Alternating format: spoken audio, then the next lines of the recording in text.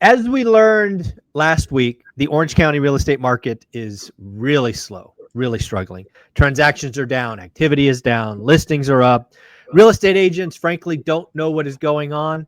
But I actually want to ask a different question. Adrian Hernandez runs a big business, he has responsibilities.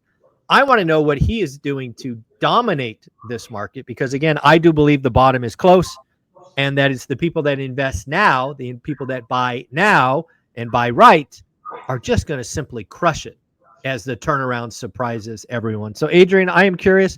You are not immune to a slower Orange County real estate market. It hits everyone. Doesn't hit everyone equally, but certainly hits everyone. I'm curious, what are you seeing in your business? What pivots have you made, if any? What say you?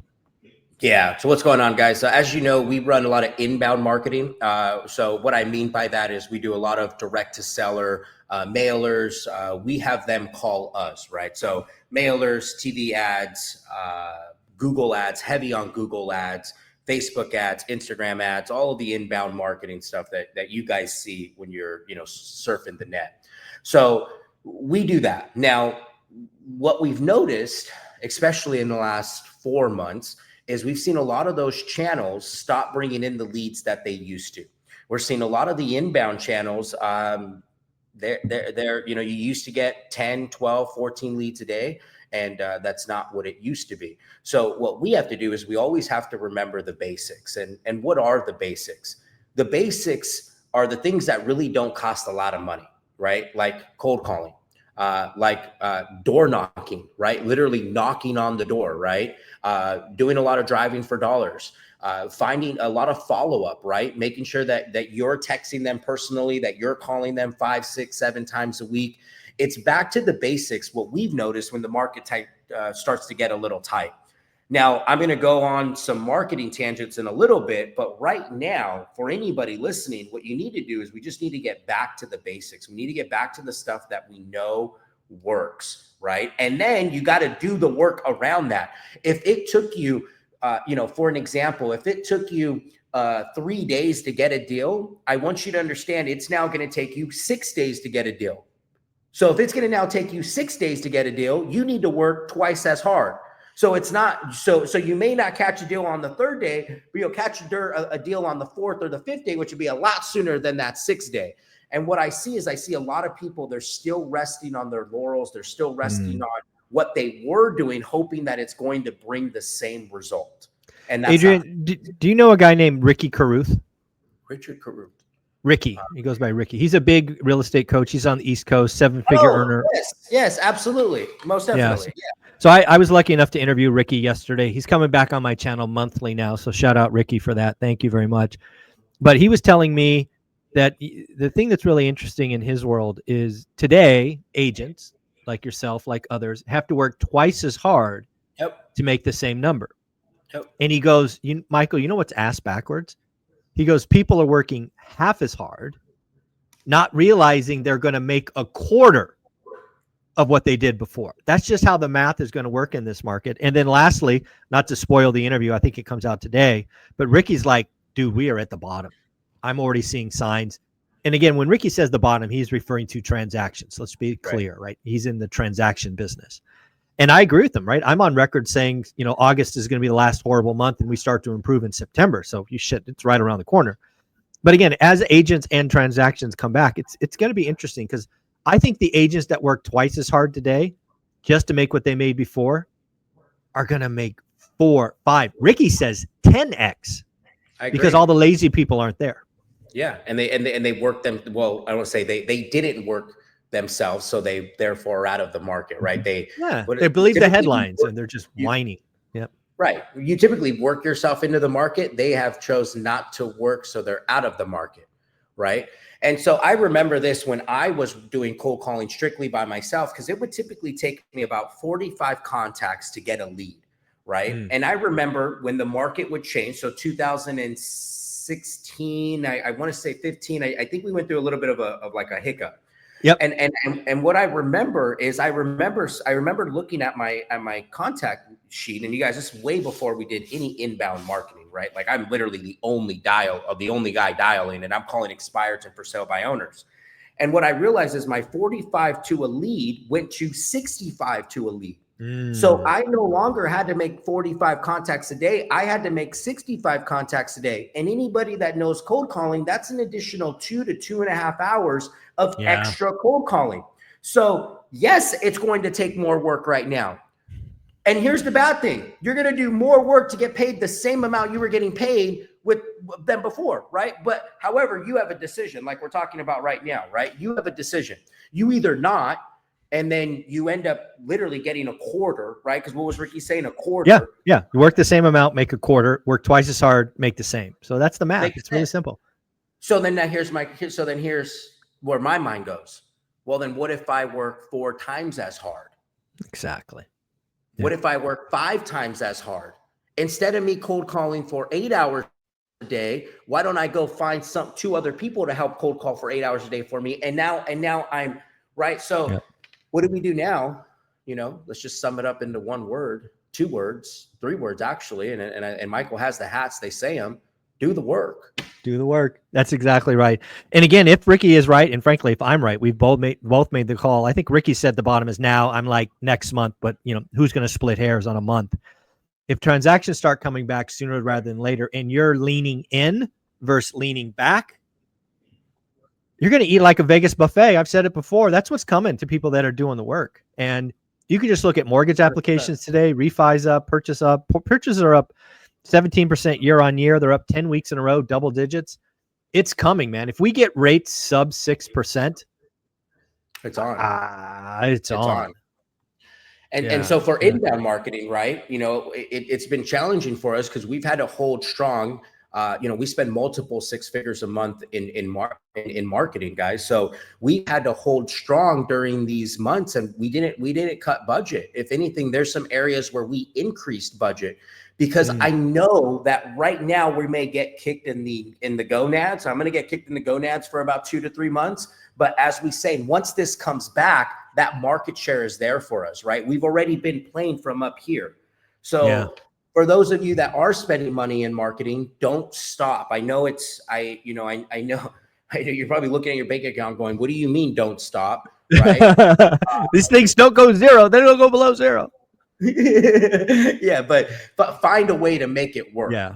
You know what I mean? Find a way to make it work. The other thing that I think is really interesting now, and Ricky and I talked about this a bunch, is all the delistings. It's really, and again, this isn't true in the entire country, but it's certainly true in California, where sellers are kind of stuck on 2022 prices. And interestingly enough, there's just not a lot of motivation. They're like, hey, if I don't get my number, I'm out. I'll cancel. Right. I'll let it expire. Right. There's no financial stress, which is very different than the Great Recession. There was financial urgency to sell. There is very little urgency today.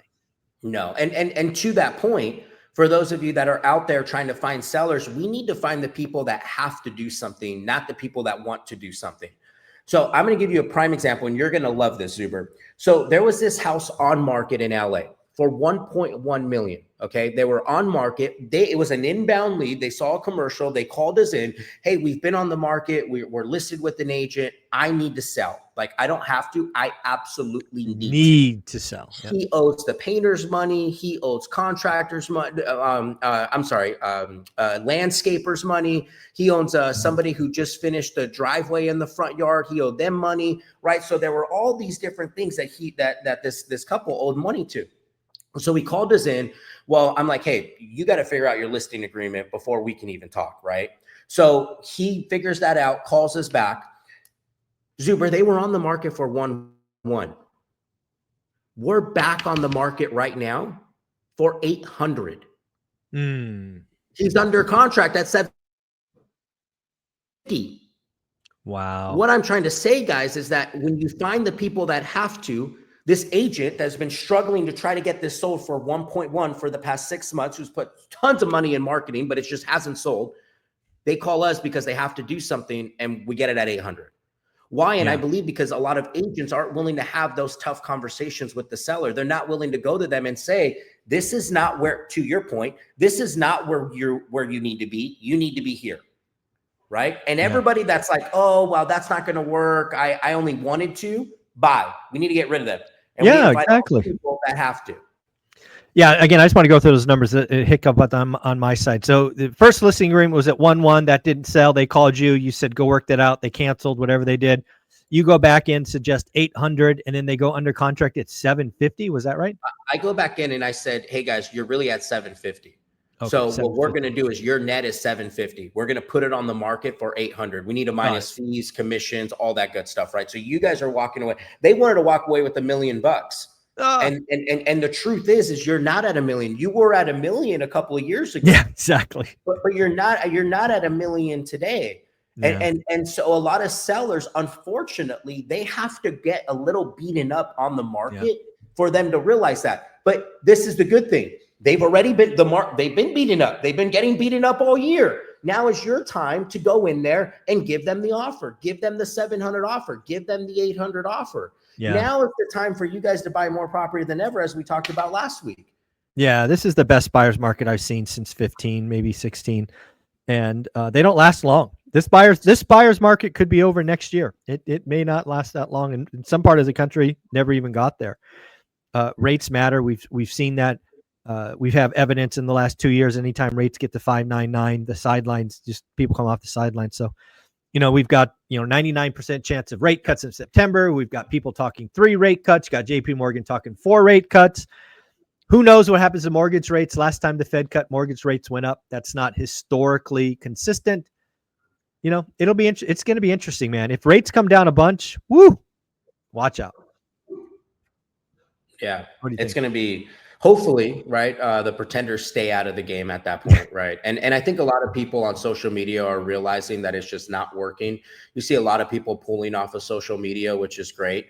I just think it just got way too trendy. So you guys, like, off of that last call, Zuber, that we had, I fired the whole team up. I fired everybody up because I'm like, you guys, I just got off the call with Zuber. This is the second buyer's market he's seen in the last 25 years. Exactly. If that's not an indication to get up off your ass and start making offers on every single thing that is listed, I don't know what else is an indicator for you.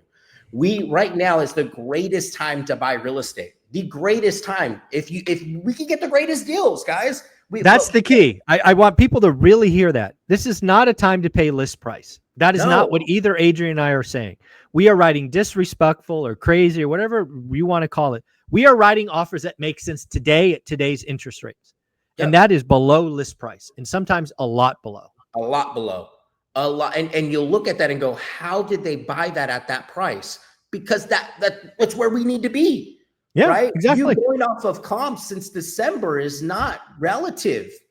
And I say this, Zuber, because I get them. I'll get these texts from wholesalers, and their comp is November of 2024. Wrong. No, that's the key. Again, people need to believe. They just need to believe it's possible. I'm getting notes almost every day now from people getting discounts of 20 to 40% off. So I know it's working, but just more people need to do the work, take the shots, follow up. Again, I want it to be very clear. I have never gotten one of my disrespectful offers accepted on the first try, but it's the follow-up. It's the start of negotiation. It's finding out what's important to the seller. Can I get seller carry? Can I not? Right? Is there room? And that's what you're looking for. You're looking for, in your example, that seller who needs to sell because they owe everybody everything. And you're not going to know that unless you write a lot of offers. 100%. A lot of them. And keep the mindset that this is possible. Like, I think that's another thing, to your point on what you led with. You got to be in a good community, guys. There's a lot of even big time wholesalers, big time business owners that I know that I would never think have these thoughts. And I talk to them, and they're going down the rabbit hole of terrible market. We're not doing any deals. We're not, let's change the loudspeaker. Let's change the words that are coming out of our mouth. Let's get around a good community, like the beautiful school community that one reno at a time has. Start to see people getting those discounts. Start to see people winning. Yes, right. Get around winners. It's going to help you win even more. So I think that's, like, if we really look at it, I don't ever think it's ever a market problem. I really think it's a community problem. Agreed. Yeah. The last thing I want to tie into what you said earlier, I love the fact that you knew back in the day when you were the only one dialing, it used to take you 45 calls to get a lead, and then it went to 65. That's what I want people to think about these disrespectful offers. I think people hear me talk about it. I'm like, oh, it only takes 1 or 2. I had to write 100. There was an agent I worked with, Scott. He knows who he is. That we had to write 100 offers until we got our first disrespectful offer a few years ago. It's just a numbers game, folks. It's no hard feelings. You know, it's just what it takes. And the sooner you start writing them, the sooner you get a deal. Yep. And the sooner you get over the hump mindset that, you know, once you send your first one, that's easy, right? You have the butterflies go away. Send a second one, butterflies really go away. Once you get to like 10 guys, you'll be spitting these out without you even thinking about it. Amen. Amen. Adrian, you do amazing work. Love you being a part of the school community. Where can people find you? You guys check me out on Instagram at Adrian Hernandez. Double down, do the work. Now's the time. Let's go. Let's go.